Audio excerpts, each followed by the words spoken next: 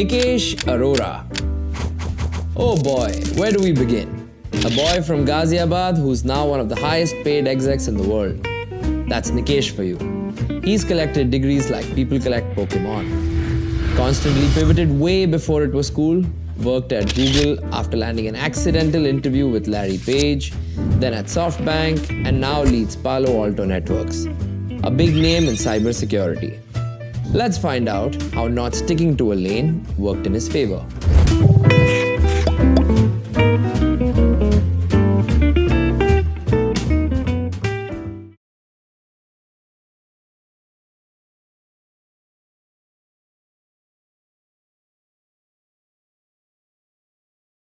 Hi, Nikesh. Thank you for doing this. My pleasure.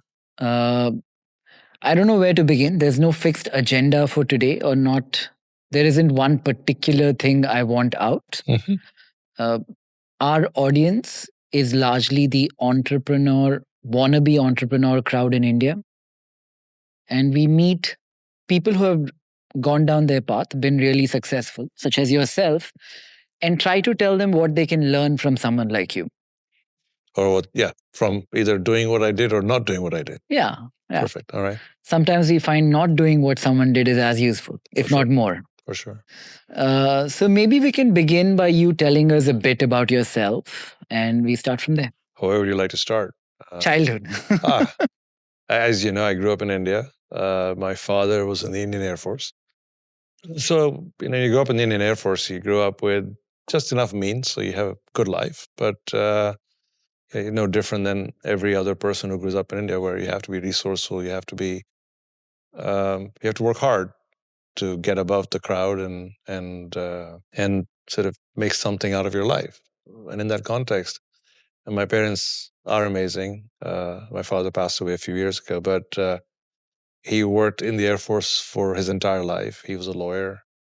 And his job was to solve thorny legal issues, both within and without.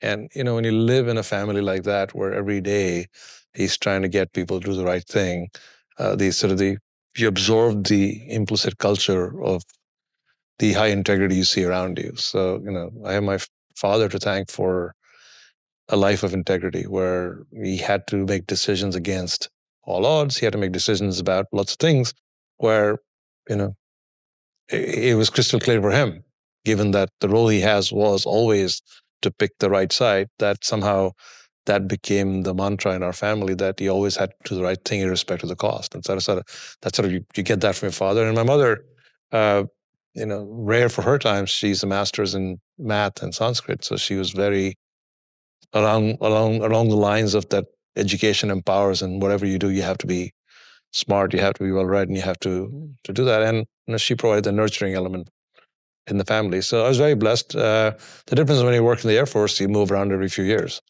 So it brings a sense of impermanence. It brings a sense of instability, perhaps. And the question is, what do you make out of it? So on the flip side, you get to adapt to many situations. Then you can pick up your bags and move because you've done that naturally over your life. So those are some of the I'd say, the key building blocks of one's personality as you grow up. Right. And how did the transition from growing up in Ghaziabad and going to school in Delhi to where you sit today? I must say, you have a very pretty office, but everybody seems really scared of you. That's interesting. How did you pick that up? Before you arrived, yes, like people were like, he's coming now, he's coming now, he's coming now. And they really were freaking out. Like, I've been to some secure buildings in my life, but you have some crazy amount of security going on here as well. Well, I remember in the security business. So we're a trophy company to break the security defenses up. Right. Because as you can imagine, the security industry comes from an underpinning where it was, your perception of a security person generally is that, if you think back a few years ago, is that kid sitting in his parents' basement playing Call of Duty, on the side hacking into the FBI computers and showing, look, I can do it. There's no economic motivation. There's more of a trophy kill. And that sort of feeling persists in the security industry. If you go after somebody, go after the people who are entrusted with protecting everybody else. So we do have to have more security than you expect. Has it happened? There's a general belief that most security companies and now infrastructure software companies are constantly attacked. Right. Because 10, 15 years ago, the philosophy was you wanted something, you went after it, and you got it. You want to hack into Nikhil's life, you go hack Nikhil, you find out what he wants. Then they said, well, that's a lot of work. Why don't we just go hack into a Gmail platform or email platform, and then I can go and get whatever I want from whoever. So people started going towards what we call supply chain attacks. You went after a big piece of infrastructure, and whoever was utilizing that piece of infrastructure would then be fair game. So we joke in our industry, hacking has gone from a hobby to a profession. I do something professionally to do it right. So yeah, it happens a lot.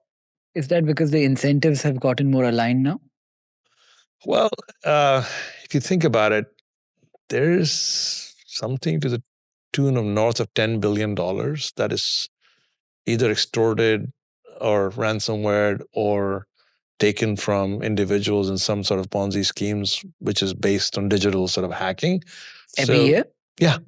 So it's a lot of money. Yeah. But that doesn't sound like a earth-shattering problem, that amount of money. Well, it's an earth-shattering problem because think about it, it's still the Wild West, right? Because there's no recourse. Think about it, it's the lowest conviction vertical in the bad actor industry. Right. You can hack somebody from 10,000, 5,000 miles away. Right. You can get paid in some version of cryptocurrency and you're untraceable. So it's like much better than you've watched. Remember the old Westerns you would watch and you had to wear your hat and carry your guns and there's a 50% probability you'll get shot by somebody. In this case, it's pretty low impact. If Palo Alto is a $100 billion company, I would have assumed that this is a much bigger industry as well. It's getting bigger every year. Right. But don't forget, there's the economic incentive part of it. There is the intellectual property part of it. There's the nation state part of it, right? We think most future wars, as you can see, if the current wars that are in play are part cyber wars and part technology wars, right? People are trying to figure out the lowest cost way to create instability, chaos, and destruction of life and property without it costing them too much. And the first thing that happened in the Russia-Ukraine conflict was the entire logistics systems of Ukraine were taken down by hackers because that was the way they could sort of destabilize and immobilize the army of Ukraine. It wasn't a bomb that landed, it was a cyber attack. So you can see that sort of the future norm as it relates to creating instability, taking control, stealing property, both intellectual or economic, is going to be sort of eased by cyber. I have a private equity fund, Nikesh, and I have been trying to figure out what industry might thrive in 10 years post all the disruption of today. I'm sure disruptions will continue to come by, but how does cybersecurity change? And as an investor who's looking to get allocation, if I have a broad portfolio, what percentage of that do you think should go into something like cybersecurity? Like if you analyze cybersecurity, it didn't exist as an industry subvertical of significance till about 25 years ago. If you go back, I was at Banaras doing a commencement address at BHU, and I was reflecting when I went to school there in 89, we had a one ICL 1904. There was nothing called an iPhone, and that computer was 5,000 times less powerful than one iPhone. Right. So in, what was then 30 years, you've got 5,000 times the power in the thing we carry in our back pocket. But it's about 2005, I think, was when we started getting the app economy and everything started getting connected. So that was not even 20 years ago.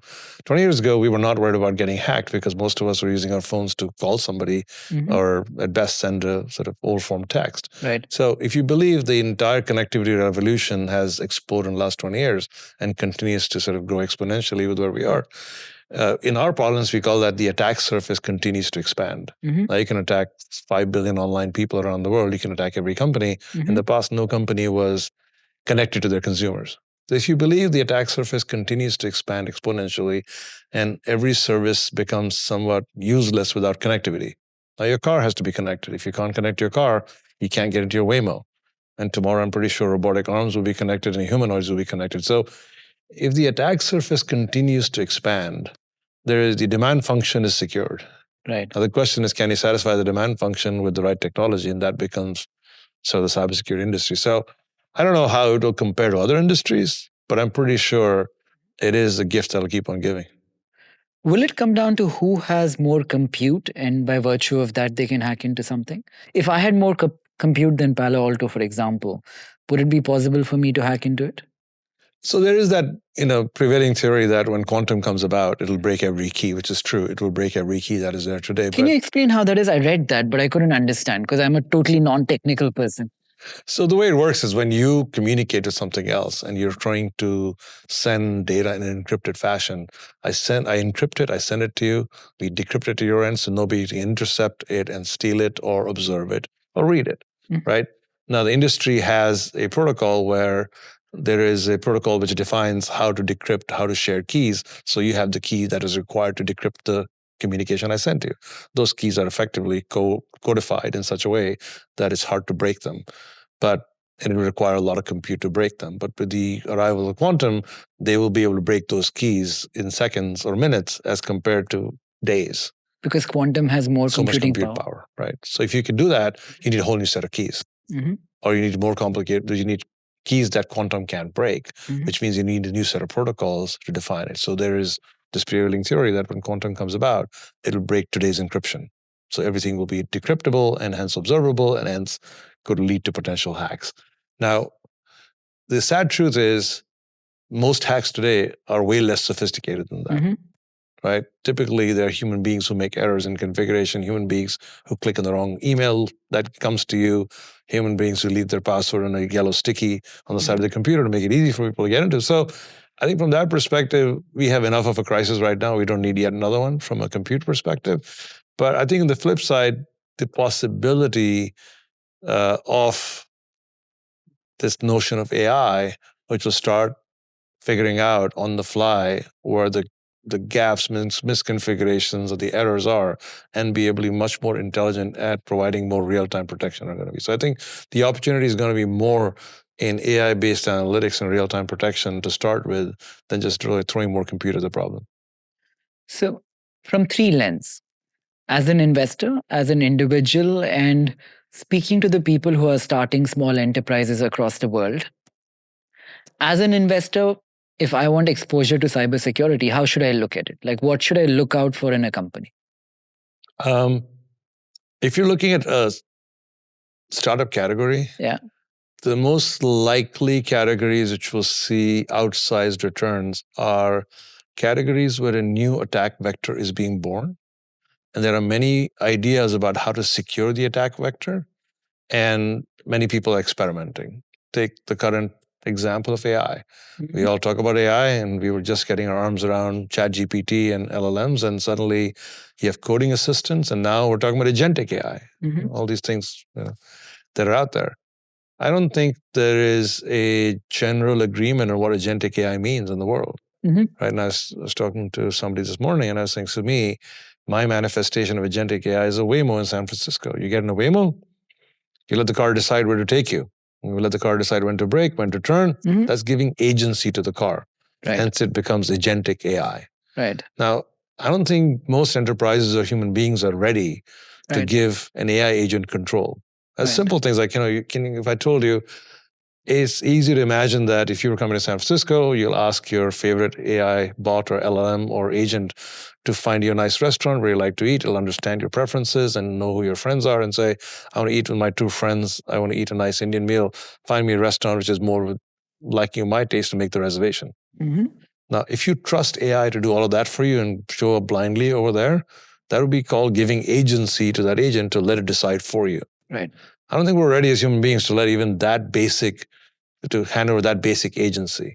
So sort of a long way of saying that if you're building technology, think about those scenarios. Think about a scenario that if Nikhil gave agency to an agent and somebody took over that agent, what chaos would they be able to cause? Right. And this will happen when AI moves from, in many ways for a lot of people, including me, it's very question and answer right now. Yes. You're talking about when it is able to do more sequential tasks in a way. Able to do things, right? And everybody's trying to solve for that, right? Yes. So there's two elements, right? There's the planning element and the doing element. Right. Today, it does a task. It booked me an Right. airline ticket. When do you want to go? It's kind of Yeah. like writing a piece of code. Yeah. But it says, find the best option, Yeah. infer what the best option is, Yeah. figure out what's most convenient to me, figure out the time I should be flying from here, figure out that allows me to get there at the right time based on my calendar or whatever you have you. Something is planning this. That inference engine is what everybody's trying to build for every use case. Yeah. That inference engine then will be connect, let's call it, to a do engine. And if you can infer and do, that becomes your agent. Yeah. Now, the good news is that's going to be fun. Exciting news for cybersecurity is that once that happens, I don't have to bother you. I can just take over your agent and cause chaos. Right. Now, you can think of simple agents, making restaurant reservations, which is, I'd call it non-destructive, as a worse than of the bad meal. You can also make it more complicated and say, it can change the entire configuration of my firewall. It can change the entire configuration of the heating cooling system of Palo Alto because you have an agent which checks climate, understands how to redo the entire heat settings for the company. So there are all kinds of different examples, from control systems to industrial systems to robotic systems you can think of, which eventually will want agency, and they will become an interesting place for bad actors to try and take control, because those agents will allow you to act on behalf of whoever's agent you've taken over.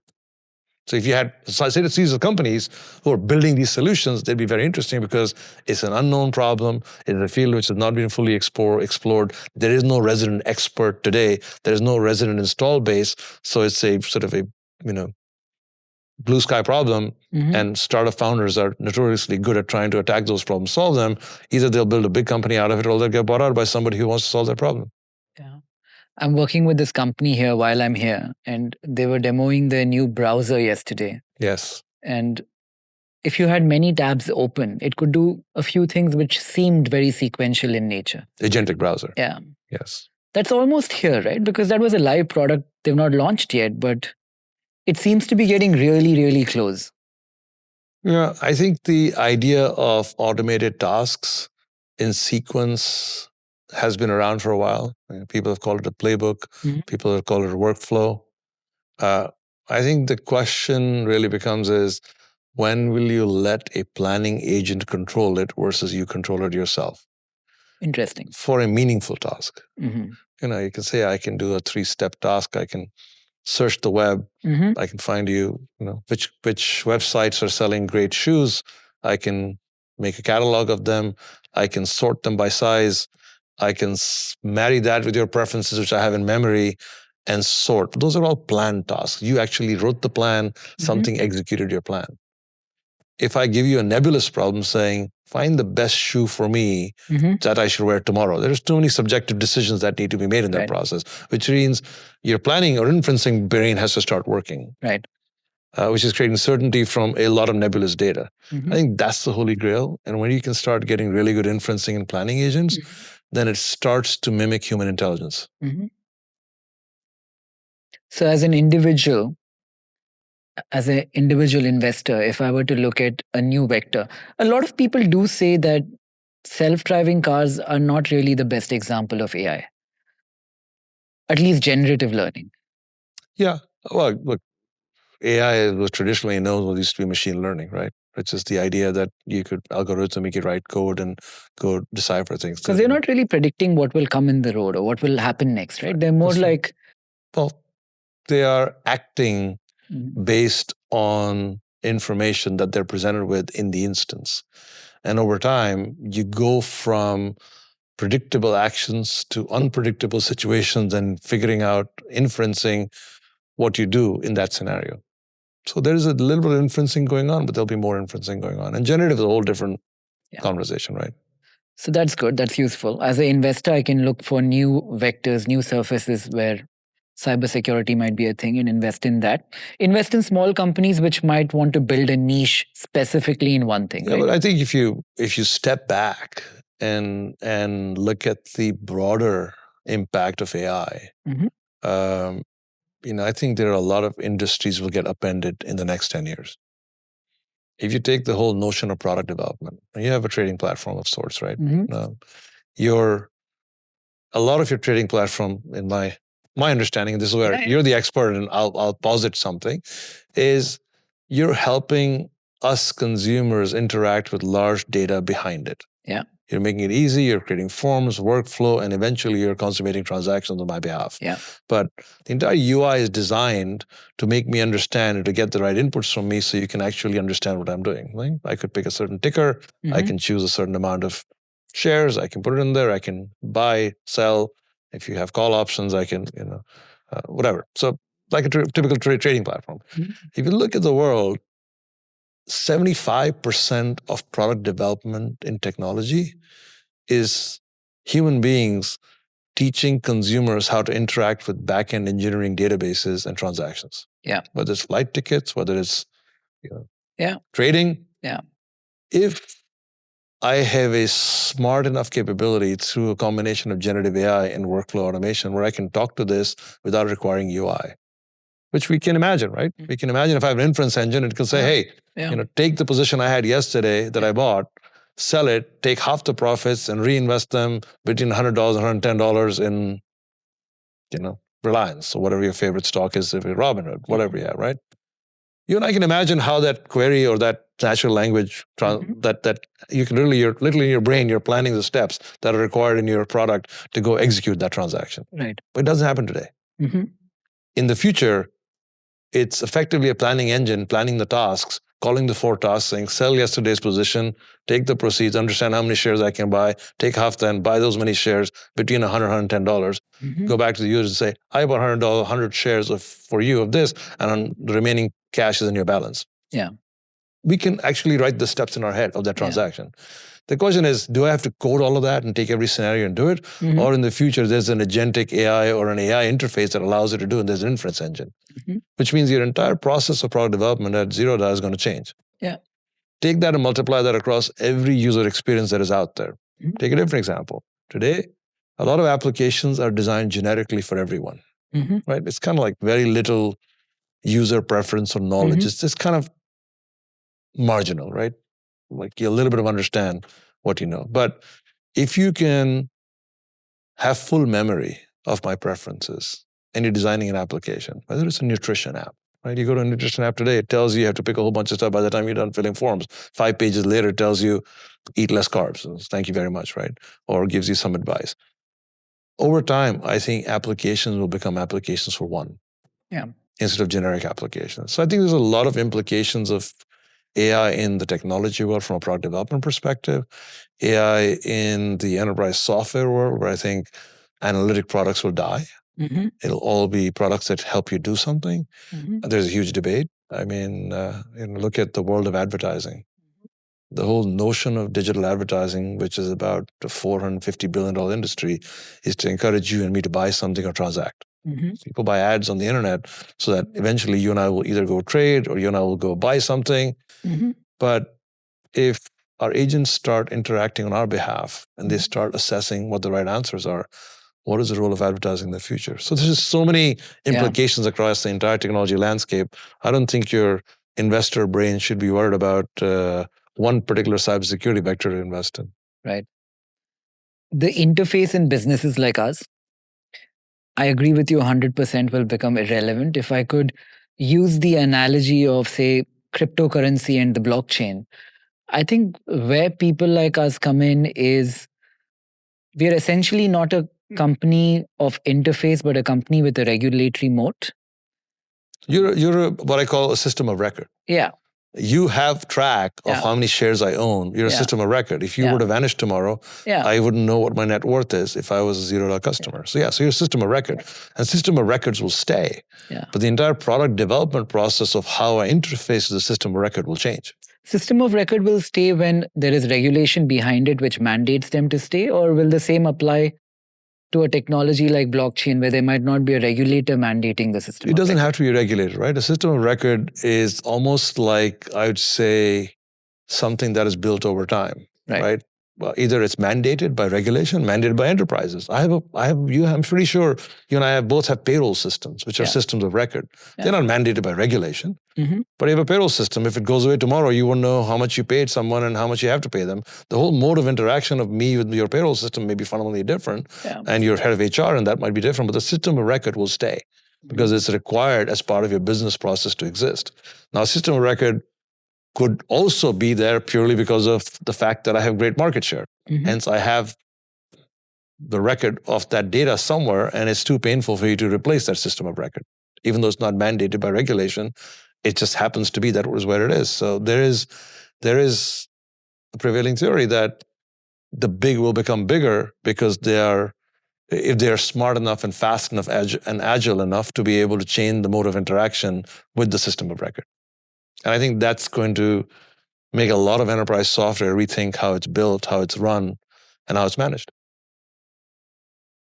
So if AI becomes democratic in the means that everybody evolves to a point where everybody's like each other, how big does the role of a brand play in something like this? Why do I pick A over B? Is it just utilitarian or is there a brand play involved? Well, I thought you were asking a societal question, which is a much harder question. Yeah. I'll stick with I'll the brand come to that question. next. I'll stick with the brand question for you now. I think, look, brands are correlated experiences, Right. and trust and perception, right? Mhm. Why do you spend a lot more money for a Cartier bracelet for your wife or your girlfriend Mhm. than you would for something made by your local jeweler? Mhm. Or if you the raw material is the same, the cogs are pretty much the same, Mhm. but you pay more for the perception, for the brand, for the experience, the trust, the loyalty. So I think the brand encompasses a lot more than the raw material from that perspective. I don't know how democratization of AI changes that. Let's take a look at it from a slightly different angle. Mhm. The way I say this is partly the societal comment, right? When things like Google came about, if you go historically information was power, right? Mhm. Caste system is based on power, which is basically fundamentally based on information. The highest caste owned the information and dictated how society should behave. Mhm. And you look, historically, a lot of power has been because of an information disadvantage or asymmetry. Mhm. The internet came about, information asymmetry began to vanish, right? Mhm. The guy who had the newspaper in New Delhi was no longer smarter than the guy in Varanasi next to me who got the newspaper a day late. Remember, there are places in India got newspaper a day late. Yeah. But today with the internet, there's instant access. So democratizing information allows it, a whole series of applications and experiences to be built. The question is, does AI democratize intelligence? Depending on the definition of intelligence.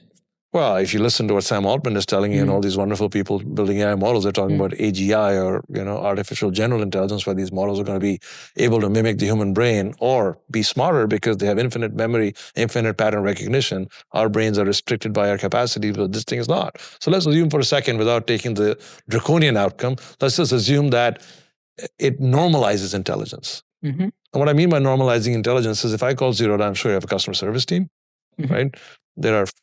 Let's say there are 5 different people. They have different capabilities, different understanding. I could get a marginally different answer from one of those 5 people if I called, depending on their intelligence, if everything was not codified by your system, which I'm guessing it's not always because there's the human involved.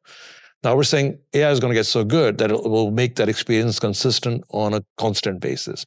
So it is just normalized intelligence across 5 people in your team, or maybe 5,000 people in your team. So when intelligence gets normalized, what are the consequences of that? Then nobody's smarter than the other person. Then what is the differentiation? The differentiation is solving the unknown problem. How do we articulate what the unknown problem is? I would assume that humans from the beginning of time have wanted to differentiate through many different means, capitalism, Why do we give intelligence. Nobel Prizes? We give Nobel Prizes to people who solved unknown problems.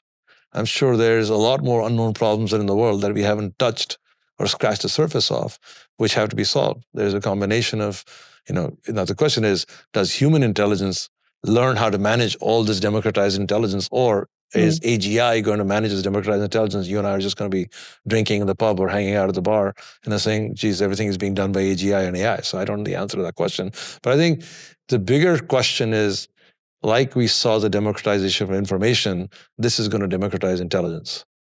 And when intelligence gets democratized, what are the business implications, societal implications of that? And nobody's smarter than the other, right? Like, you know how to put a rocket in the air? I do too. Let me talk to my pet agent, it knows the answer. Does capital become the moat then? Incumbent people with capital? I did say the big get bigger, right? As long as they play the cards right. Because they have more compute power in that world? No, I think it's not just capital.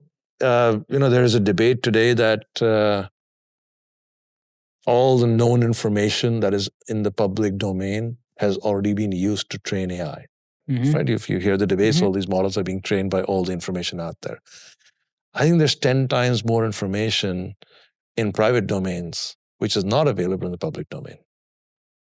All the drug discovery data, which is sitting in every drug company that has made any drug in the past, it's all proprietary data, right? All the intellectual property, all the data used to build NVIDIA chips or Intel chips, all proprietary, AMD, all this all proprietary Maybe data. quantum computing changes that and everything comes online because everything. I don't think quantum computing changes that. I think the question becomes at what point in time do these private databases start being made available and training AI for specific tasks? Could I design the best chip designing model? Of course I could if I had all the data that Intel has and NVIDIA has. There's no human being who has it in their head. Right. But possibly some version of AI can understand patterns and build that knowledge base. But once it builds that knowledge base, can it use an inference engine to solve the unknown problem? Right.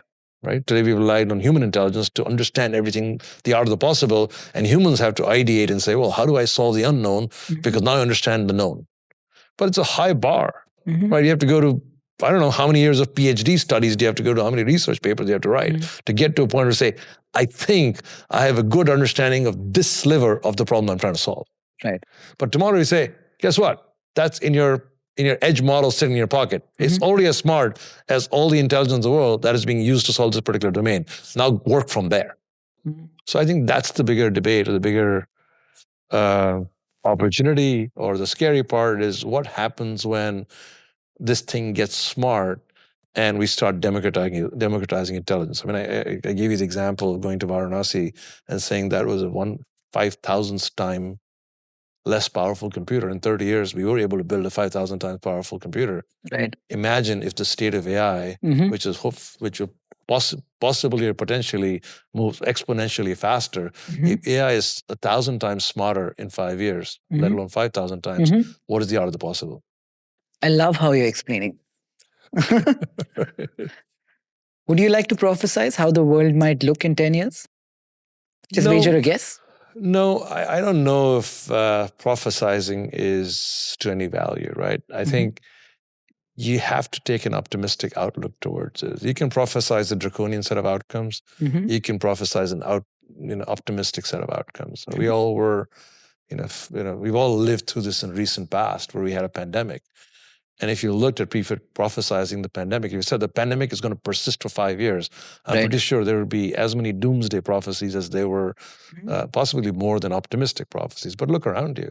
Yeah. They're very extremely resilient to society. I think we forget historical lessons, and people will say, oh my God, what's going to happen? AI is going to take my job. What's it going to do? Well, guess what? I don't see anybody buying picks and shovels and digging up the ground to plant wheat, right? Things have happened and we all found something else to do. So I'm sure we'll find things to do. We'll find ways to propel society further, right? And I'm sure things that get solved easily will create new opportunities just haven't thought of. I was talking to one of our private equity common friends, and he seemed to think that the models, the language models, will become like the device, like the iPhone today.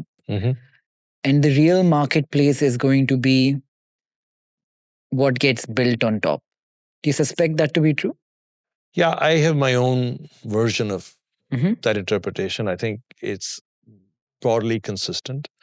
And the way I say it is that what you're getting in the forms of a model or AI is the equivalence of a brain, right?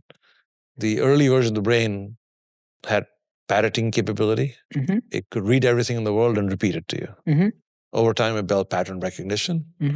Over time, it's building some judgment as based on pattern recognition, what is good, what is bad, what is right, what is wrong.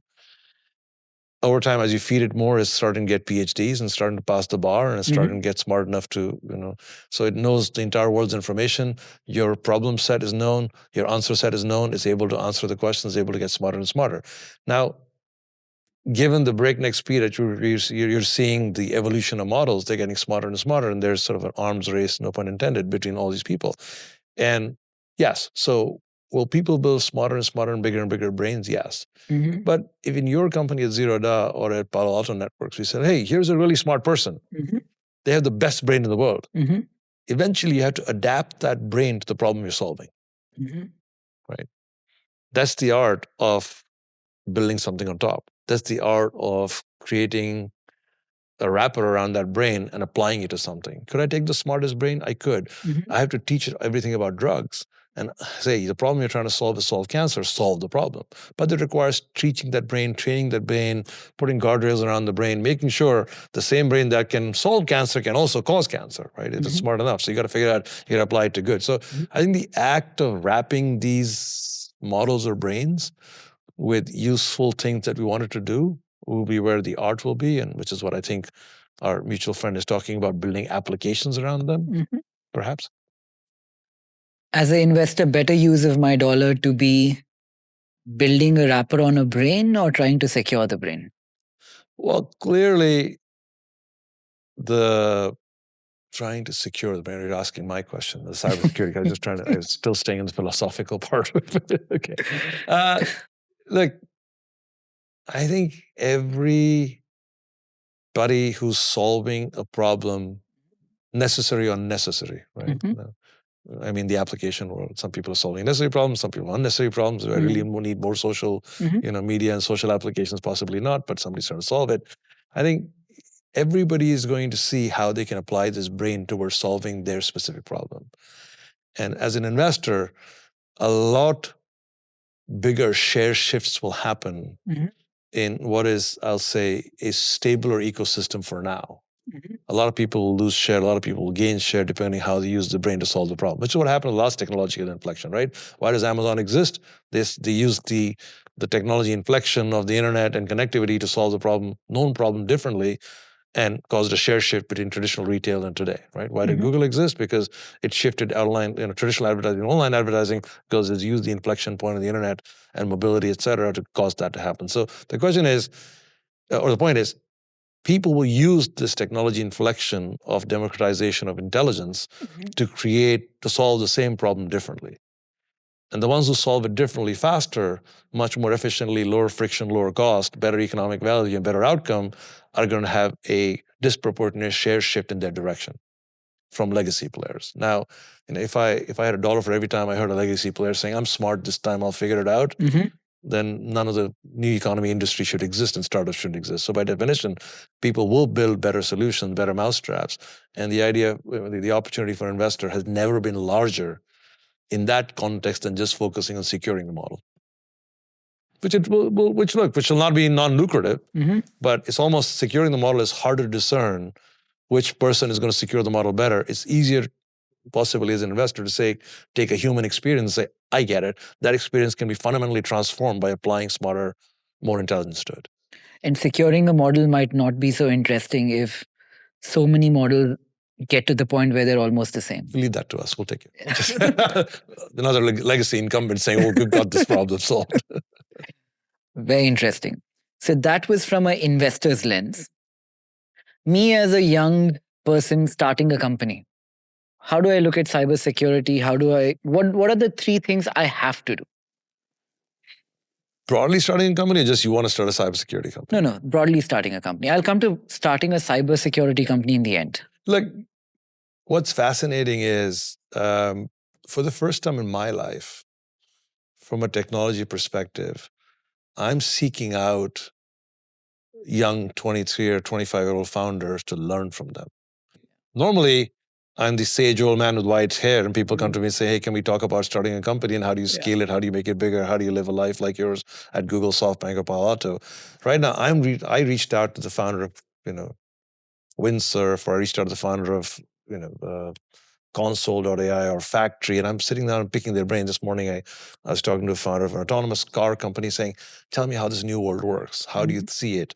How does this AI going to impact it? How are you building a company which is so fundamentally different than mine? Because I'm sitting there saying, I might be legacy, because technology is moving so fast and it's being done so differently. And I read about these companies which hit 100 million in ARR. Not that it's an achievement, but it's much faster than anybody else is doing it. I see people who say, "Oh, I was watching an exchange on X between 2 people saying, oh, thank you, we built this feature in 72 hours and shipped it. It couldn't have been done between the 2 of our companies if you guys hadn't put your heart and soul to it. And oh, by the way, thanks to our coding agent." So I'm sitting and saying, the pace of innovation has fundamentally inflected, and I feel like I just don't want to be sitting here, gazing at my own navel saying, oh my God, we've got this covered. So it hasn't been more uncertain than today. Right. So all I can advise people who are out there is, teach us something because they've got it figured out. But more so, I think the wave of technology that is coming is going to allow people to build businesses faster, with more agility, a lower number of people, and fundamentally rethink them. And if you're not doing that, if your rethink is marginal, if you're looking for a 10, 20% improvement, don't bother, because things are about to move 10x. So I think self-reflect on the idea. If your idea is not 10x worthy, you're solving the wrong problem. I feel the exact same way. I've met a bunch of really bright kids every day for lunch and dinner the last week.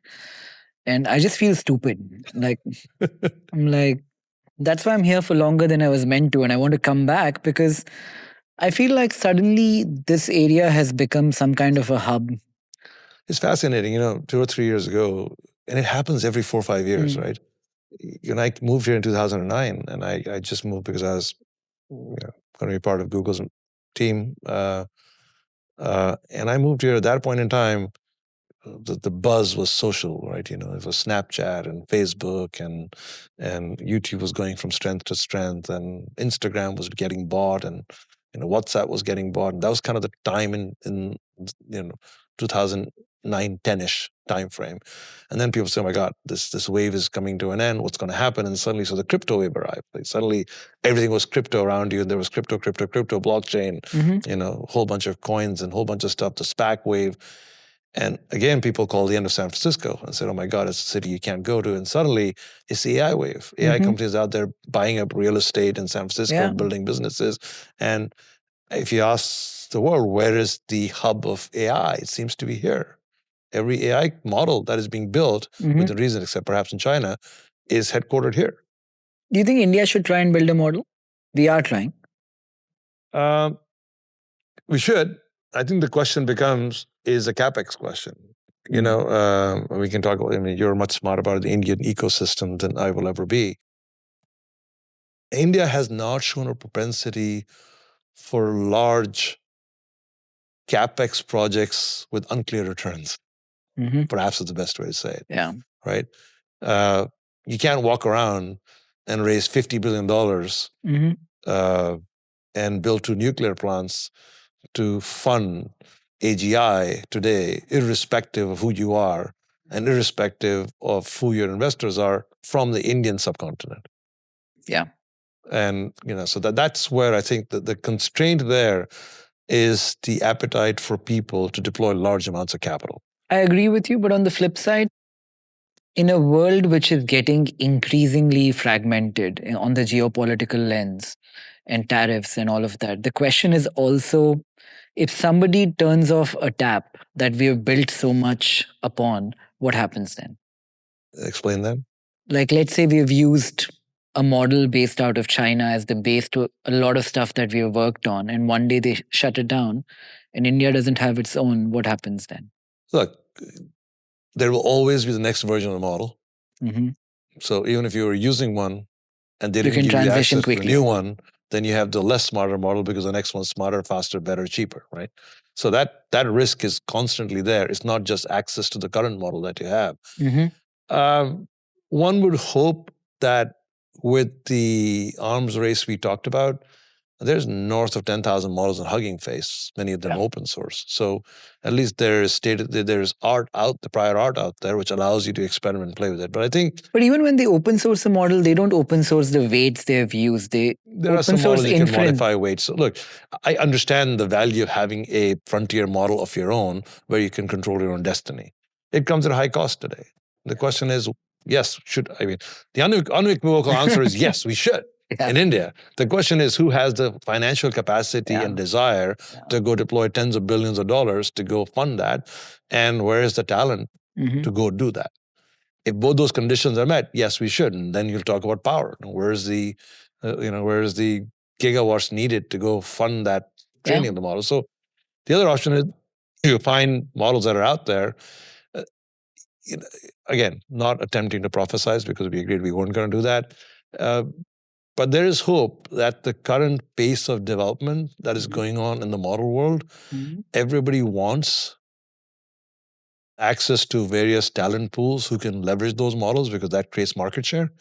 So I'm hopeful that if geopolitical conditions don't get so bad that nobody's talking to each other, which I hopefully will not arrive, there will always be the possibility of collaborating with a model somewhere in the world, which will be willing to work in a part of the world which has 1.8 billion people, give or take, which is 24% of the world's population. You'd want that model to be experimenting in that kind of environment with so many smart people, with such a large middle class, with so much progress ahead of it, that it would be silly to ignore that market, the needs of that market from a model provider perspective. And data of 101.5 billion people is equally appetizing. That's right. Very interesting. Coming back to the cybersecurity question, you told me as an investor what niche I can look at, the verticals. You told me as a entrepreneur, if I want to start a company, what are the things I should watch out for? Or what kind of cybersecurity company I should try and build? The last thing I wanted to ask you on AI is somebody described it to me in this manner, that they said world output is about $100 trillion. Let's assume 50% of that is in services. Even if AI is able to disrupt 10% of that, $5 trillion, will justify all the money spent on infra and capex that has gone into the world of AI right now. Right. If you were to have $1 to invest into every AI company today, do you think it's overinflated? Do you think it'll make money in a decade at today's valuation? That's a hard call, right? Now, normalizing for execution. Some people will execute better than the others, right? Some people will be able to sustain better than the others. And as you know better than I do, in the world of businesses which are not making money, your survival is only guaranteed till the next fundraise. Yeah. Right? So if I had $1 to give, and you said, well, you're making money in 10 years, the question is, can you sustain the fundraising through that period until you turn cash flow positive? Otherwise, you've seen companies which have gone away because they were not able to raise their next round, or the round was so dilutive that nobody wanted to deal with it. Or so, all those conditions notwithstanding, I think it's a bigger question from an economic value proposition you're asking.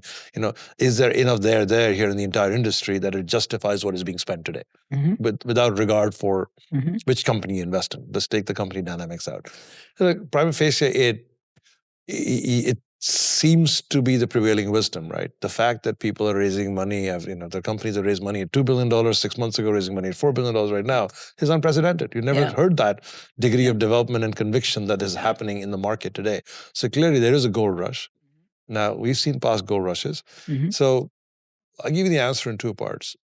It's kind of like the overestimating the short term, underestimating the long term answer, which is, I think the long term trend points towards something like you hypothesized, that there is enough opportunity to eliminate redundancy, redundant work, repetitive tasks, and solving the same problem multiple times, which was never leverageable, right? Now, you hire a consulting firm to do a project in company A, how many B, C, D, E through Z are going to pay the same amount of money to do the same project, because there's no democratization of intelligence. Intelligence is captive and is being sold one at a time. When it's democratized, everybody gets the same time, which means it lowers the cost to deliver it. So in that, if you apply that logic, the logic suggests that yes, we can shave off a lot of inefficiency, a lot of increased economic value tremendously, which should justify this desire to invest in democratizing intelligence, which should justify the fact that once this democratized intelligence is made available generally to all of us, we will find a way of creating more economic value, because we'll get faster, higher quality, lower friction, and more competence / better output. Short term, it goes back to the execution questions as to which is the right one of these. Does it make sense? Is there enough economic value in the category that you're putting billions of dollars to work that it justifies the category? So I think all those questions, it could be a Robin Hood moment. It could be people taking from the rich and giving to the poor. I was having this conversation with someone last week on how we can get India to be a lot more innovative. And we were trying to figure out why, on the scale of innovation, new ideas per se, not enough have been rooted from there in the past. We had this debate around a whole bunch of things, budget for research in academia, stuff like that. But it seems to come down to one thing, that the risk capital available there, like you just said, a kid out of Stanford could get 20 million to go and build an idea. Actually, better still, a kid dropped out of Stanford. Yeah. They have a higher chance. Yeah. I met like 24 of them last Exactly night. And right, yeah. I was telling them, the seniors who were just like finishing college, I'm like, there has been no better time for anyone to have graduated from Stanford than you guys. Because That's whatever right. you come up with, you'll get That's funded. been true every 5 years, by the way, but okay. Yeah. You're telling us we're getting old, right? Yeah. Right. Yeah. But what do you think it is? What should India change? Is it risk capital? Like this debate comes up everywhere, right? Yeah. For the last 25 years, I've been asked to know, why is there one Silicon Valley and why are there not many Silicon Valleys in the world? And you want to make Silicon Valley of India and Bangalore, or Israel is the Silicon Valley of, is the Silicon Valley for cybersecurity, etc. I think it boils down to a combination of things, and I think it's hard to get the combination of things together in one place. Partly it's sort of things like you identified risk capital as part, talent and resources, it's part infrastructure, it's part availability, all of that is part ease of doing business, and all those things sort of fit in a mixer and you shake it, and a lot of that gets in there. I think it's also partly the acceptance of failure. Yeah. Right? Culturally, I grew up there and you grew up there, and maybe it's getting better now. Yeah. Failure is not as easily accepted anywhere in the world but in Silicon Valley. Yeah. There are founders here who've had companies fail and started a second company and third company. There are founders who've done something wrong, come back and started companies, and the market gives them the benefit of doubt and funds them again and again and says, yes, I understand you have tremendous appetite for risk. You dream big. So it's partly that in terms of, I think a lot of it is cultural. I agree with you 100%. I have a speech trainer who's Israeli. His name is Michael. And he keeps telling me, in the Israeli society, people celebrate failure, especially in the startups and the tech companies of there. I don't know how to get people to incorporate that. Look, how do they change? I have bought 20 companies in the last 7 years of Palo Alto, and for the most part, they've been startups. And I'd say more than 50% of them have been from Israel. But even there is a different risk trade-off post-success. I can meet founders here, look them in the eye. The founder will tell me, well, we're building a $100 million company without blinking. And it's like a kid who dropped out 2 years ago, he's going to be a $100 million company. Israel, they feel very lucky if they build a $1 billion company, they're happy to sell it and say, I'm out. This is an outcome I never expected. So there's a lot of cultural stuff in there. There's a lot of cultural acceptance of failure, cultural sort of role modeling. It's kind of, maybe it's in the water here. People think if I go to Silicon Valley, drink the water, it's going to be a better outcome than to drink the water in New Delhi or Gurgaon, right? So I think there's a whole host of factors, but I think capital is definitely, in today's world, especially where we are, capital is definitely a constraint. And also don't forget, there's pattern recognition, right? Yeah. Name the last 5 $20 billion companies that came out of the Indian ecosystem. Yeah. And live to tell the story. So there's also that. Like, every time you turn around, it's going to happen. It doesn't happen. People say, oh my God, maybe there is more than ice that is visible to me that holds me back from doing it. Fair point. So you went to IIT and then MS from Boston and MBA from Northeastern. The other way around, but same difference. That's a lot of studying. Not really. It's a lot easier to study in the US than it is in India. So you can study and work here at the same time. So it was study and work at the same time. No, I came here to go to business school at Northeastern. I wasn't smart enough to get into the IIMs in India. They're too competitive. But you were at IIT. I was at IIT. Possibly more competitive. Well, at that point in time, a lot less than it is today. But I think they have more of them right now than we were. I was there with about 6 of them. And we were called ITB. We're not even IIT. We're not even a full-fledged IIT at that point in time. I did that. Couldn't get into business school in India. I didn't even try that hard. I think I left in the middle of the CAT exam. I went to watch a movie with my girlfriend at that point in time. So maybe it was me.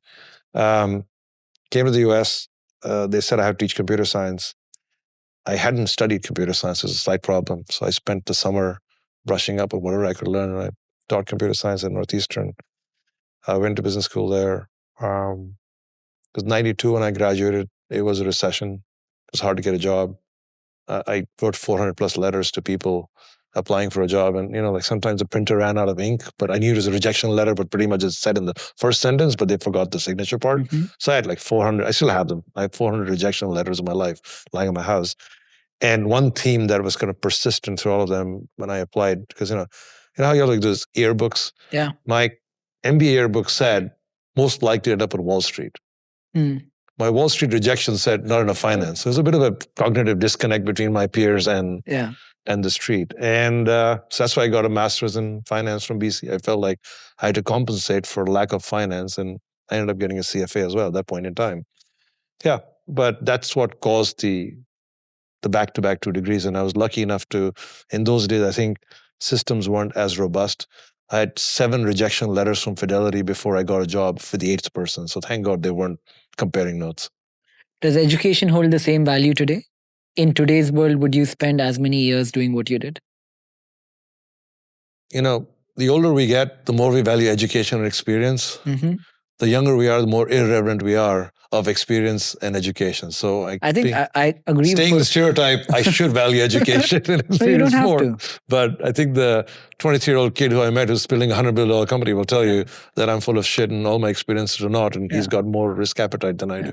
Outside of experiences, would you go back and do the education? If it took you 8 years, 10 years, how much ever time it did take? For somebody who had never worked in the Western culture, who had never spent much time interacting with people here, I always say education is as much a social experience as it is a learning experience. The network that you built? No, not even the network. I mean, like, I have young kids, right? And I run into people in Silicon Valley, especially, where the debate is, I'm homeschooling my kids because school is not smart enough to teach my kids. And you run into this all the time. People say, I got homeschool my kids. Now, of course, I don't know how you get through life as a parent. You have to arrange every sport game, literally, you are now the orchestrator of your child's schedule, but let's put that aside. They have this perception that my kid doesn't learn enough. But then the question I ask is, when you go to school, there are 10 kids in the class or 20 kids in the class. You learn social interaction. You learn competition. You learn not getting what you ask for on a constant basis. You learn not getting attention from people. You learn different personalities, how to interact with them. That's a social experiment. Yeah. Now, if you're going to be so smart that you don't need people around you, yes, God bless you, and maybe that's a good thing for you to do. But I think 99.9% of us need people. So to some degree, the collective learning experience is important. And it sets you up on how to live life around people, how to live life around different personalities. Now, if you spend too much of your time over there, you become an academic, and all you do is learn how to prophesize and write papers. And so would I go back and do as much? Maybe, maybe not. But at that point in time, that was the benchmark. If it were a social experiment, I would probably learn more or be better off with more diversity, right? So rather than going to an affluent college where everybody is the similar, they have either an IQ or some kind of other thing that has brought them there, would I be not better off just going to a park and playing with different kind of kids for 8 hours a day? Sure. But if you had to make peace with the same people and see them every day for 2 years, it'd be much nicer and much more different and much more managed. If you showed up at the park and say, I don't like these kids, I'm not coming tomorrow, and you play with different set of kids, you have no skin in the game. Right. Like, in families. College is skin in the game. We love our families and we hate parts of our families, but we're stuck with them. That's why people drop out of free colleges more than they drop out of paid colleges in a way. Didn't know that, but that's really true. Right. So you transitioned to tech after Fidelity. That's a completely different career. Not quite. We could say IIT was tech or is tech. When I've been to business school, I was teaching some version of tech. At Fidelity, actually, I worked in their technology department in finance the first 5 years I was there. So still analyzing tech, wrong tech. When I went to Putnam, I was analyzing tech and telecom as a buy-side analyst. So I was always paying attention to the business of tech, perhaps is a better way to describe it. I was never spending time coding or writing code. If I did, maybe I'd have founded a company myself and be much smarter. But no, I was always involved in the business of tech. Right. That's actually a novelty, which is a new thing almost in society, where not founders of company, but executives. I think you're like the poster child of that, who have become extremely wealthy and billionaires and all of that. Do you see a difference? Sorry, I'm trying to find where the slur is in that, but go on. So these two paths of either founding a company or being an executive like yourself, I think there's a smaller crowd like you which have done exceptionally well. How do you think those journeys are different, and what kind of personality type is suited for which? That's an interesting question. Look, we live in Silicon Valley, so there was a big debate, as you may remember, maybe 12, 14, 18 months ago. Brian Chesky sparked it off, the founder mode, where somehow founders were more, had a higher moral right to go build great businesses long-term and bigger ones than possibly executives. And I think, look, at the end of the day, eventually a company is a combination of a product and a business around it. A product-only company is not a company. Eventually, somebody has to show up with the economics for that product to have been worthy of being invested in. We just had this conversation about AI. $5 trillion of services will be saved, hence it makes sense to invest in all this. Now, the question becomes, horses for courses. What is the right time for a product impassioned individual to go ahead and build the best product in the world, as long as they can get the right capital attracted to go build the product? At what point in time does that product need to be wrapped with the right application or business model where it becomes a business that actually generates value for the buyer or the other side? Now, I think the answer is slightly different in, let's call them, consumer businesses and enterprise businesses. In the consumer business, you can build a great product, you can create value, and you can find some basic fundamental economic mechanism like charge a subscription or sell advertising against it. Those are a little easier. Advertising is harder than subscription. If you're running Netflix, at the end, you pay $19, you don't pay $90, I'm going to keep working the product, eventually you pay me $90, right? And I have to worry about each one of you because there's so many of you. If some leave, it's okay. There are many consumer businesses where you're fundamentally a product company with distribution and marketing, right? And then over time, your moat becomes distribution, and your product sometimes doesn't stay as good, but you still own distribution, right? And there are examples of that in the world. But eventually, if you don't build a good product, even those companies begin to peter off. So let's leave it there. In that case, it perhaps makes even more sense for a founder to persist, where there's this constant need to product innovate because that drives the entire distribution and consumption of the product. In the case of enterprise, you see a different variation. And if you look at this example used of executives, I saw a recent article somewhere which talks about executives, I'd say 75% of those executives named there are actually enterprise CEOs, not consumer CEOs, funnily enough. And the reason is because enterprise is a combination of great product, building a business ecosystem around it, and making sure that you build an effective motion around delivering that innovation to various businesses, which is a combination of not just, like, I met a founder the other day of an enterprise company. He's like, I love building the product. I hate going to customers and trying to explain to them why this is a great product. I lose patience because they don't understand why this is a great product. And then eventually I have to take them to dinner to get them to buy. And the founder doesn't like that. He wants to build a great product. Business executives say there's par for the course. I got to do all of these things and about. So, look, I am as product obsessed and petrified as they come. I'm constantly, challenging myself, especially my biggest, as I said to you, one of my current fears is what happens with AI. Does it make all of us obsolete in the way we run our businesses and the way we build our products and the product we build? So there's an existential crisis with AI around all those three dimensions for most companies in tech right now. So then the question becomes, and this goes past founder or executives to the notion of what kind of team does it take to win? Like, I tell my team, you're the best at what you do, but I reserve the right to jump in and help you do what you do. My job is not to do what you do. I can't do everything my CFO does. I can't do everything my chief product officer does. I can't do everything that my chief marketing officer does. And have I seen it? I've been around long enough. Have I seen it? Have I done it enough? Yes, I have. So I can jump in and work with them on certain things, course correct, point to the right North Star and say, well, going there, yes. So then I just need to make sure that I've paired myself with a phenomenal set of technical people who are as product savvy as they come. And sometimes you'll find great technical people, but they don't dream as big as founders. They're not bad technical people. They're equally smart. They just don't have a risk appetite.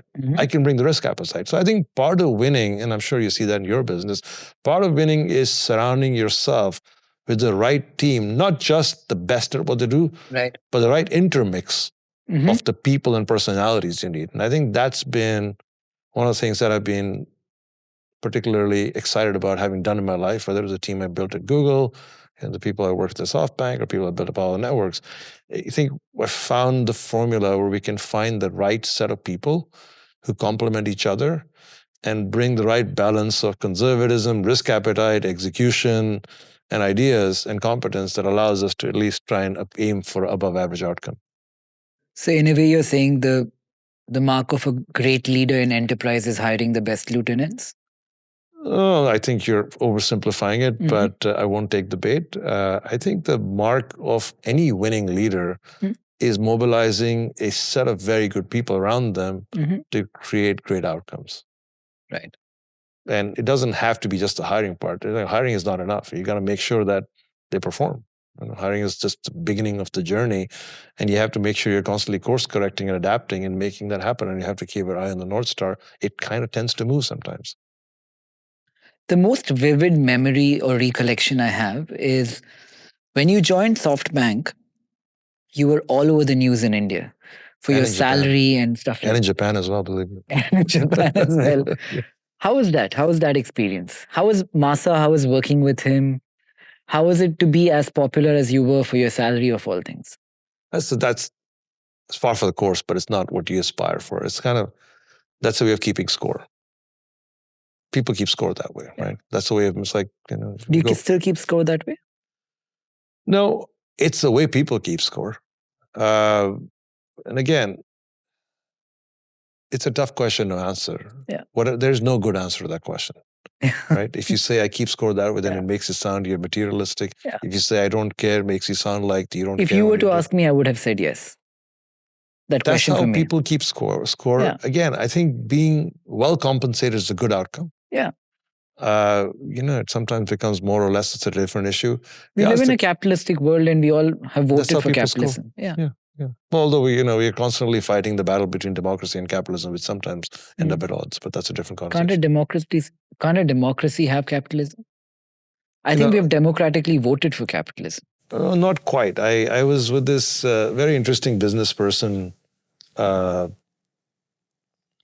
tried to run for public office and did not succeed. And I asked her, I said, what is the biggest, you asked a question about the biggest glaring memory or fact, what's the biggest difference in how you lived your entire life till you were 50 and then you tried for 5 years? How was the biggest difference? She's like, I'd classify my first 50 years of my life as an attempt to pursue capitalistic outcomes. In the next 5 years, democratic outcomes. And she said, the biggest difference in capitalism is $1, one vote. In democracy is one person, one vote. Do you think it's $1, one vote today? In capitalism. Yeah.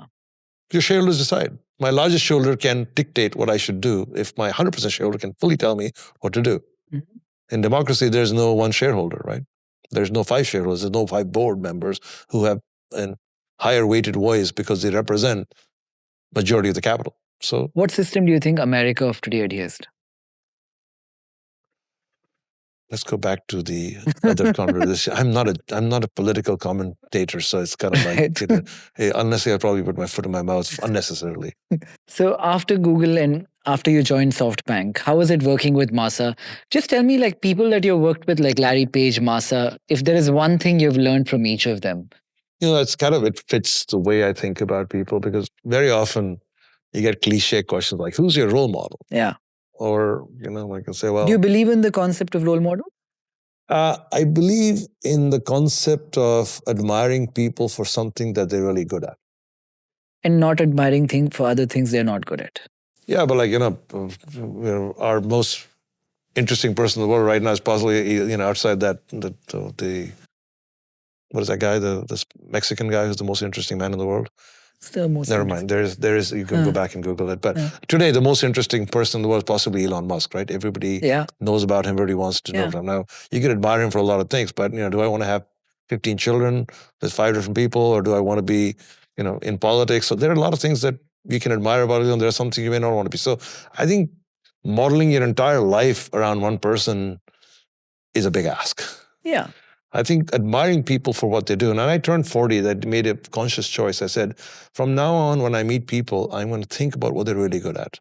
Because, getting to 40, I went back and thought, you know what? We have a tendency of looking through a filter and saying, well, this person's not great because they're not great at X, or they don't do X or Y well. And they realize that you actually have a mental frame of what made you succeed. Mm-hmm. And hence people were more like your personality or did things like you, were more respectable or liked by you. And then people who did it differently were not as interesting because perhaps they didn't have the right answer because they hadn't done it. But you can flip that lens and say, you know what? Some people have succeeded in certain things in a way I would have never have imagined. There's something interesting. How do they do that? And you look around, you're blessed and I'm blessed. We always run into people who achieve something in life or about to. Your 12 founders, I'm sure, are going to be great in 10 years from now, or some of the people you and I mutually know are probably great at what they do. So in that context, you can look at people and say, what do I admire about these people? And you mentioned people I'd work with. Look, I remember a conversation Larry recited to me when he'd just come back after meeting Steve Jobs. I never met him, but Larry did. And Steve would call Larry and said, you know what? In that time, Google was a small company and Apple was still a big company. And Steve told Larry, look at the model. The model is we do one thing, we do it really well. Mm-hmm. If you do one thing really well and win around the world, you're going to win. And here was Larry, busy doing Gmail, Chrome, Google Search, Maps, local, a whole bunch of stuff. And Larry had a different point of view. He said, look, I don't believe that. I believe it's a question of capacity. If you have great people, you can motivate them. They can go build great stuff. Mm-hmm. As long as you focus on building a great product, doesn't matter if you do one or many. So Larry was product obsessed. In fact, much to my annoyance, perhaps at that point in time, but I see the wisdom of his ways. When he became CEO of Google, he said, I'm going to have 10 direct reports. There's going to be one CFO, one lawyer, and one business person, and 7 product people. He said, Nikesh, you can do all the business stuff. And I was so proud. I went to my first one-on-one with Larry and said, okay, Larry, we should chat. And I had this beautiful presentation ready to walk him through how we manage the 30,000 people. And he looked at me and says, Bill Campbell tells me you're decent or good at what you do. I have to go build great products in the company, so you keep doing what you're doing. I'm sure if I had a few hours, I could help you do your job 20% better. I said, Larry, let me know when you have 2 hours. And I left. And he never found the 2 hours for me because he was busy fixing product. He was product obsessed. But he learned from him that, and he ceased to say that, like tech companies which lose sight of great products eventually fail. So, and you look around you, that is true in technology. A company like Sun Microsystem, Yahoo, all these companies are great tech companies at their heydays, and eventually they lost sight of product, and eventually they didn't succeed. Take Masa, I say, as we grow up, we spend our life, perhaps more so in India, we talked about cultural things, right? Yeah. We spend our life de-risking our children. Explain.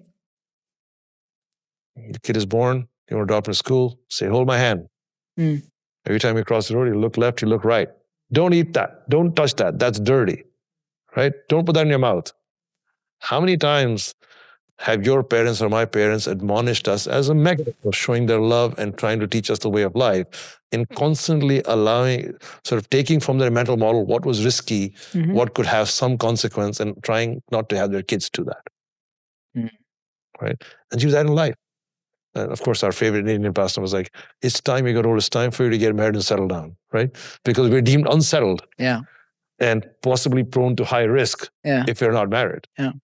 So there's whole sort of cultural philosophy is to settle your kids, make sure they have a stable job, stable life, kids, and they're fully settled.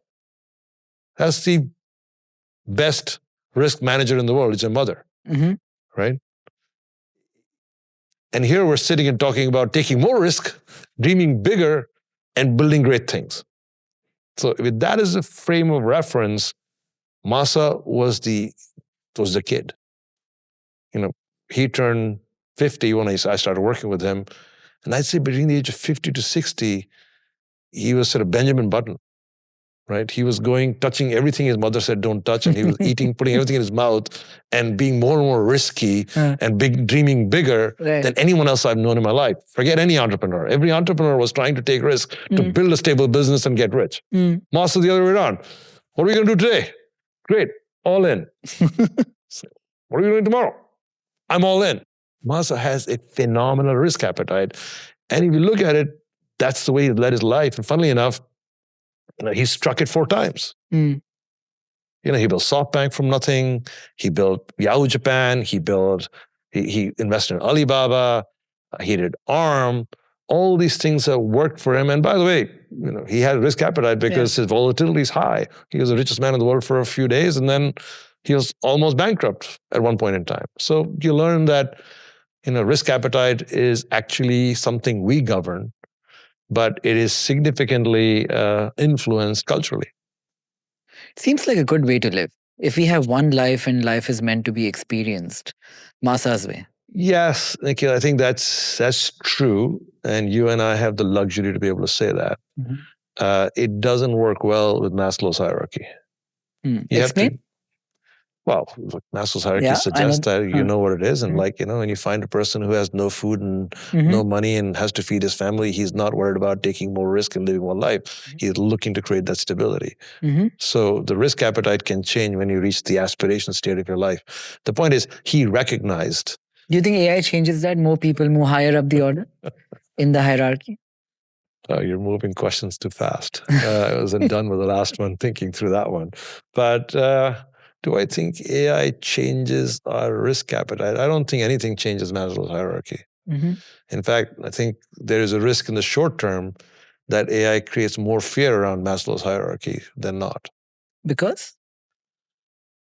Look, if you read everything out there, if you see the science, it seems like repetitive tasks are going to get easily overtaken by AI, and that's kind of its contribution to society in the next 2 to 3 years, which directly targets the early in career part of people's lives and the part where they're trying to go pay their college loans in this country, or where they're trying to settle down and get de-risk. Get sort of their basic needs met. So the question is, if I can't get out of college with a loan and find a job that I'm going to be adding value on, then that probably impacts my Maslow's hierarchy more than it impacts my risk appetite. But if there is no social mobility really in the world, and rich people stay rich people and they stay higher up in Maslow's hierarchy, do you think generationally people become more risk averse, or they're able to take risk more easily? Like your kids or the kids of your kids would be freer in taking risk? It's kind of a very interesting social experiment here. I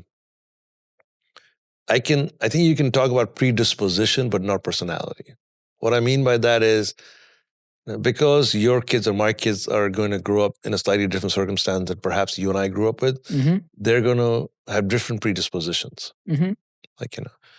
When I grew up, my father didn't have a car till I was 18, right? We ate meat once a week because that was the norm. Same. Right?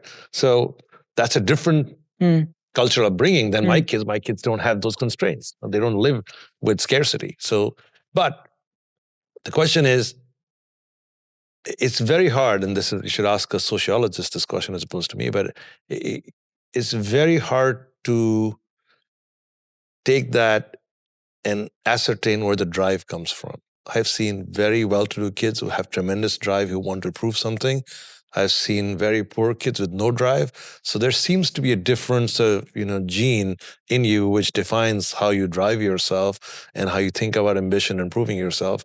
I'm sure the upbringing, the factors around you have a role in finally defining what your passion is and where you go prove yourself. But I still feel that there's an inner drive that comes from something different for people, which is somewhat not 100% correlated to upbringing. Like I have siblings. You have siblings. Yeah. We're very different. We're very different people. Our parents are the same. We grew up in the same house. We grew up in the same value system. With very different outcomes and very different motivations, very different ways of living our life. Well, I don't know why that is. So nature versus nurture.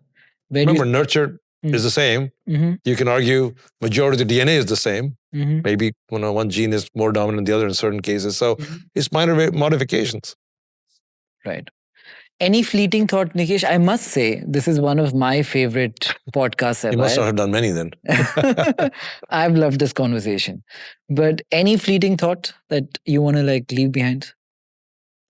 I'll let you ask the question. That's too generic a comment. We can talk about anything you want. Okay. Since you've given me that privilege, I give you $100 and I let you either go long or go short one sector for the next decade. Long one first. Look, by definition, technology is lifelong, right? If you look historically, 35% of the S&P is made of technology companies. 30 years ago, it was none, right? So by definition, what has happened is technology has taken over majority of sectors in life, and there's a possibility it'll continue to take majority of sectors in life. I'm sure this is going to come bite me in the future, but on the short side, services has to be a short. Yeah. Right? By definition, the whole idea of services is that we deploy humans towards repetitive tasks where we sell intelligence or process with people.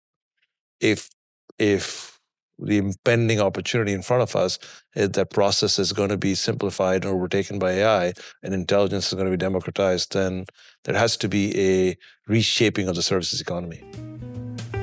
Makes sense. But thank you so much for taking the time and doing this. My pleasure. Hope to see you again soon. Thank you. Thank you. Cheers. Bilal, you'll make sure every time you made me do that, you'll just look it over here, right? All right, thanks. Nice to see you, man. Was that fun? That was fun, yeah.